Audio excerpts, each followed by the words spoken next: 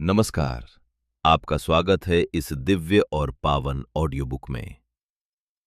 आज हम प्रवेश करने जा रहे हैं भारत की प्राचीनतम ज्ञान परंपरा के एक अमूल्य ग्रंथ यजुर्वेद की अद्भुत यात्रा में। ये केवल एक ग्रंथ नहीं, बल्कि जीवन जीने की कला, धर्म, कर्म, ज्ञान और आत्मचेतना का सनातन मार्गदर्शन है। तो शांत मन से बैठिए, अपने विचारों को स्थिर कीजिए और स्वयं को तैयार कीजिए वैदिक ज्ञान की इस पवित्र यात्रा के लिए। आरंभ करते हैं यजुर्वेद, एक दिव्य श्रवण यात्रा। अध्याय 1, यज्ञ की मूल चेतना। इस अध्याय में यज्ञ को केवल अग्नि में आहुति डालने की क्रिया नहीं, बल्कि संपूर्ण जीवन के अनुशासन के रूप में प्रस्तुत किया गया है। यहां मनुष्य को बताया जाता है कि जीवन का प्रत्येक कर्म यदि लोक कल्याण और ईश्वर भावना से किया जाए तो वही यज्ञ बन जाता है। मंत्रों में अग्नि को देवताओं तक संदेश पहुंचाने वाला माध्यम कहा गया है। अग्नि केवल भौतिक अग्नि नहीं है, वह ज्ञान, ऊर्जा और प्रेरणा का भी प्रतीक है। इस अध्याय में यजमान को शुद्ध आचरण, संयम और श्रद्धा रखने की शिक्षा दी जाती है। यह भी समझाया गया है कि यज्ञ का उद्देश्य प्रकृति और समाज में संतुलन बनाना है। जल, वायु, पृथ्वी और आकाश सभी को पवित्र माना गया है। मनुष्य को चेतावनी दी जाती है कि यदि वह प्रकृति का सम्मान नहीं करेगा तो उसका जीवन असंतुलित हो जाएगा। ऑडियो बुक शैली में यदि इसे समझें तो ऐसा प्रतीत होता है जैसे ऋषि शिष्य से कह रहे हों, हे मानव, अपने भीतर की अग्नि को प्रज्वलित करो, अपने विचारों को शुद्ध करो। जब तुम्हारा मन पवित्र होगा तभी तुम्हारा कर्म देवताओं तक पहुंचेगा। अध्याय 2, आहुति और समर्पण का रहस्य। दूसरे अध्याय में आहुति के गूढ़ अर्थ का वर्णन है। यहां घी, अन्न और वनस्पतियों की आहुति के माध्यम से यह बताया गया है कि मनुष्य को अपने अहंकार, लोभ और स्वार्थ को भी अग्नि में समर्पित करना चाहिए। मंत्रों में बार बार स्वाहा शब्द आता है। इसका अर्थ केवल आहुति देना नहीं, बल्कि संपूर्ण समर्पण है। यह अध्याय सिखाता है कि जब तक मनुष्य अपने भीतर के दोषों का त्याग नहीं करता, तब तक बाहरी अनुष्ठान अधूरे रहते हैं। यहां देवताओं का वर्णन प्रतीकात्मक रूप में मिलता है। इंद्र शक्ति का प्रतीक हैं, वरुण नियम और नैतिकता के, मित्र मैत्री और सद्भाव के, और सूर्य ज्ञान तथा प्रकाश के प्रतीक हैं। इस अध्याय का दार्शनिक संदेश ये है कि मनुष्य को अपने जीवन में संतुलन स्थापित करना चाहिए। केवल धन या शक्ति ही जीवन का लक्ष्य नहीं, आत्मिक उन्नति भी उतनी ही आवश्यक है। अध्याय 3, प्रार्थना और आंतरिक शुद्धि। तीसरे अध्याय में प्रार्थना की शक्ति का वर्णन मिलता है। यहां ऋषि बताते हैं कि प्रार्थना केवल शब्द नहीं, बल्कि आत्मा की पुकार है। जब मनुष्य सच्चे मन से ईश्वर को स्मरण करता है, तब उसके भीतर परिवर्तन होने लगता है। इस अध्याय में शांति, स्वास्थ्य और दीर्घायु की कामना की गई है। मनुष्य के लिए यह आवश्यक बताया गया है कि वह अपने परिवार, समाज और राष्ट्र के कल्याण के लिए भी प्रार्थना करे।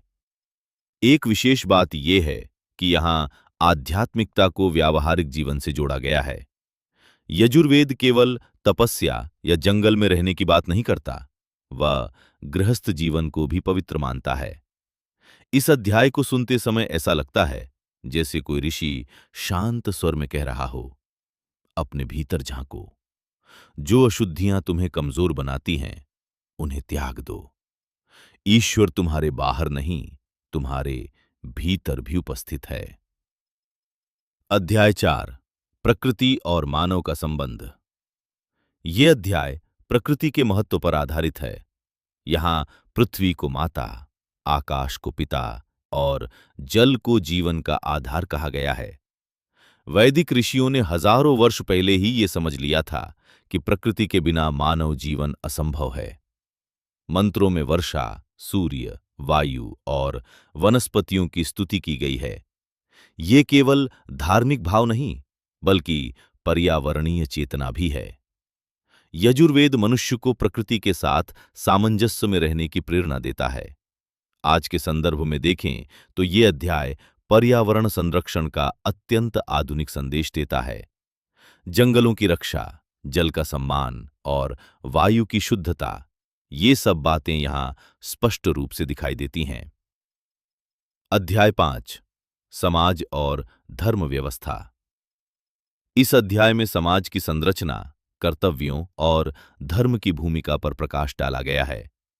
धर्म का अर्थ यहां संकीर्ण पूजा पद्धति नहीं, बल्कि वह व्यवस्था है जो समाज को संतुलित रखे।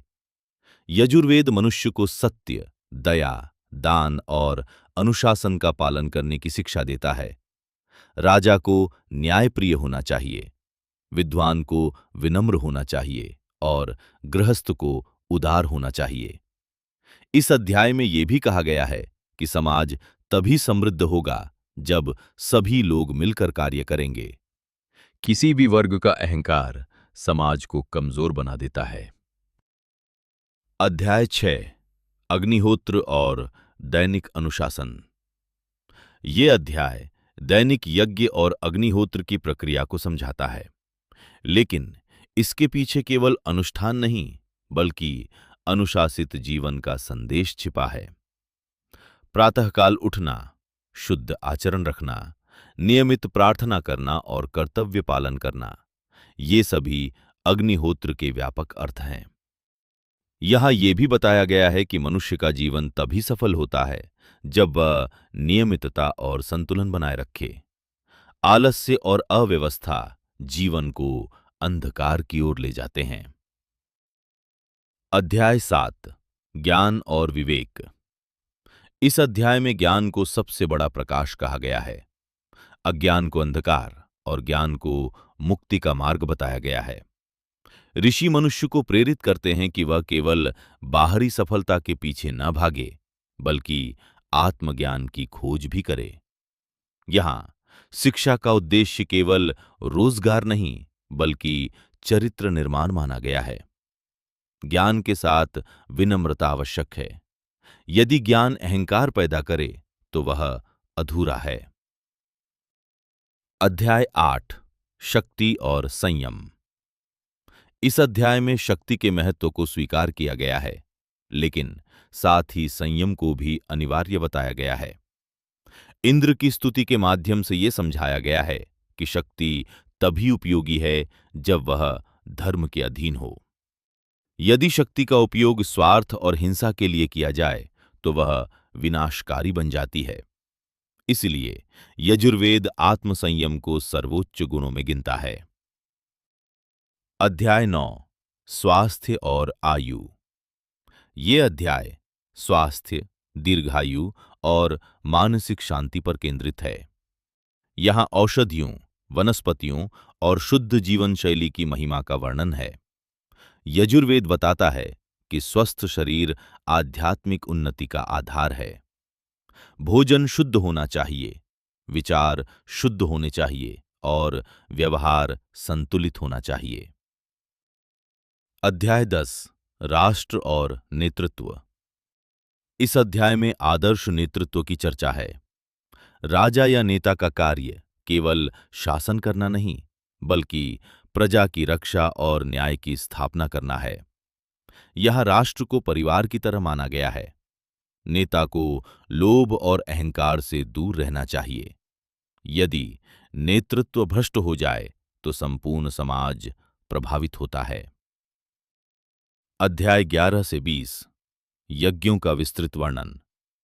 इन अध्यायों में विभिन्न यज्ञों की विधि, उद्देश्य और प्रतीकात्मक अर्थ का विस्तार से वर्णन है।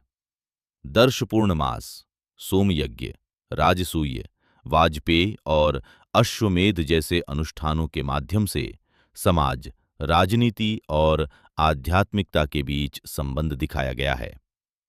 इन अध्यायों का मूल संदेश यह है कि यज्ञ केवल धार्मिक क्रिया नहीं, बल्कि सामाजिक एकता और सामूहिक उत्तरदायित्व का माध्यम था। लोग एकत्र होकर प्रकृति, देवताओं और समाज के प्रति अपनी कृतज्ञता व्यक्त करते थे। यहाँ दान, सेवा और लोक कल्याण को अत्यंत महत्व दिया गया है। अध्याय 21 से 30 आध्यात्मिक उन्नति और आत्मसंयम। इन अध्यायों में बाहरी अनुष्ठानों से आगे बढ़कर आंतरिक साधना पर बल दिया गया है। मन, वाणी और कर्म की शुद्धि को सबसे बड़ा तप कहा गया है। यहां मनुष्य को लोभ, क्रोध और मोह से ऊपर उठने की प्रेरणा दी जाती है। आत्मसंयम को सच्ची विजय कहा गया है। यजुर्वेद का ये भाग स्पष्ट करता है कि धर्म केवल बाहरी कर्म नहीं, वह आंतरिक परिवर्तन की प्रक्रिया है। अध्याय 31 पुरुष सूक्त का दर्शन। ये अध्याय अत्यंत प्रसिद्ध है क्योंकि इसमें पुरुष सूक्त का वर्णन मिलता है। यहां संपूर्ण ब्रह्मांड को एक विराट पुरुष के रूप में देखा गया है। ये दार्शनिक दृष्टि बताती है कि सृष्टि का प्रत्येक तत्व एक दूसरे से जुड़ा हुआ है। कोई भी व्यक्ति या वर्ग अलग नहीं है, सभी उसी विराट चेतना का भाग हैं। इस अध्याय का सामाजिक संदेश भी गहरा है। समाज के सभी वर्ग आवश्यक हैं और प्रत्येक का अपना महत्व है। अध्याय 32 एकेश्वरवाद और ब्रह्म। इस अध्याय में ईश्वर की निराकार और सर्वव्यापक अवधारणा पर बल दिया गया है। ईश्वर को प्रकाश, सत्य और अनंत चेतना कहा गया है। यहां स्पष्ट किया गया है कि ईश्वर किसी एक रूप या स्थान तक सीमित नहीं है, वह संपूर्ण सृष्टि में व्याप्त है। ये अध्याय वैदिक दर्शन की ऊंचाई को दर्शाता है और मनुष्य को संकीर्णता से ऊपर उठने की प्रेरणा देता है। अध्याय 33 शांति और विश्व बंधुत्व। इस अध्याय में शांति मंत्रों का अत्यंत सुंदर वर्णन है। यहां संपूर्ण विश्व के कल्याण की कामना की गई है। मनुष्य से कहा गया है कि वह केवल अपने लिए न जिए बल्कि संपूर्ण मानवता के लिए कार्य करे। विश्व बंधुत्व का ये विचार आज भी उतना ही प्रासंगिक है जितना हजारों वर्ष पहले था। अध्याय 34 शिव संकल्प उपनिषद। ये अध्याय अत्यंत गहन दार्शनिक महत्व रखता है। इसमें मन की शक्ति और उसके शुद्ध संकल्प की महिमा का वर्णन है। प्रसिद्ध मंत्र तन में मनः शिव संकल्पमस्तु बार बार ये प्रार्थना करता है कि हमारा मन शुभ संकल्पों वाला बने। यहां मन को सबसे बड़ी शक्ति माना गया है। यदि मन शुद्ध और स्थिर हो तो मनुष्य महान कार्य कर सकता है। यदि मन अस्थिर हो जाए तो जीवन में भ्रम और दुख उत्पन्न होता है। अध्याय 35 से 39 मोक्ष, त्याग और आत्मचिंतन। इन अध्यायों में जीवन के अंतिम लक्ष्य मोक्ष का वर्णन मिलता है। यह बताया गया है कि मनुष्य को कर्म करते हुए भी आसक्ति से मुक्त रहना चाहिए। त्याग का अर्थ संसार छोड़ना नहीं बल्कि स्वार्थ छोड़ना है। यही वैदिक दृष्टि का मूल है। यहां मृत्यु को भी भय का विषय नहीं माना गया, उसे जीवन यात्रा का एक चरण बताया गया है। अध्याय 40 ईशावास्य उपनिषद। यजुर्वेद का अंतिम अध्याय अत्यंत प्रसिद्ध ईशावास्य उपनिषद है। इसका पहला मंत्र ही संपूर्ण वैदिक दर्शन का सार प्रस्तुत करता है। ईशावास्यमिदं सर्वम अर्थात संपूर्ण जगत में ईश्वर का वास है। इसलिए मनुष्य को लोभ और स्वार्थ से मुक्त होकर जीवन जीना चाहिए। यह अध्याय कर्म और त्याग के संतुलन की शिक्षा देता है। यह कहा गया है कि संसार में रहते हुए भी मनुष्य आध्यात्मिक जीवन जी सकता है। ईशावास्य उपनिषद का संदेश अत्यंत आधुनिक है। भोग और त्याग के बीच संतुलन, विज्ञान और अध्यात्म का समन्वय तथा मानवता और प्रकृति के प्रति सम्मान। यजुर्वेद केवल प्राचीन धार्मिक ग्रंथ नहीं बल्कि जीवन का व्यापक दर्शन है। इसमें प्रकृति के प्रति सम्मान, समाज के प्रति उत्तरदायित्व, आत्मसंयम, ज्ञान, शांति और आध्यात्मिक उन्नति का अद्भुत समन्वय मिलता है। यदि इस ग्रंथ को केवल कर्मकांड के रूप में देखा जाए तो उसका आधा अर्थ ही समझ में आता है। वास्तविक अर्थ तब प्रकट होता है जब हम इसके प्रतीकों, दार्शनिक संकेतों और नैतिक शिक्षाओं को अपने जीवन से जोड़ते हैं। यजुर्वेद हमें यह सिखाता है कि मनुष्य का जीवन केवल व्यक्तिगत सुख के लिए नहीं, बल्कि संपूर्ण विश्व के कल्याण के लिए है। यही वैदिक ऋषियों का महान संदेश है।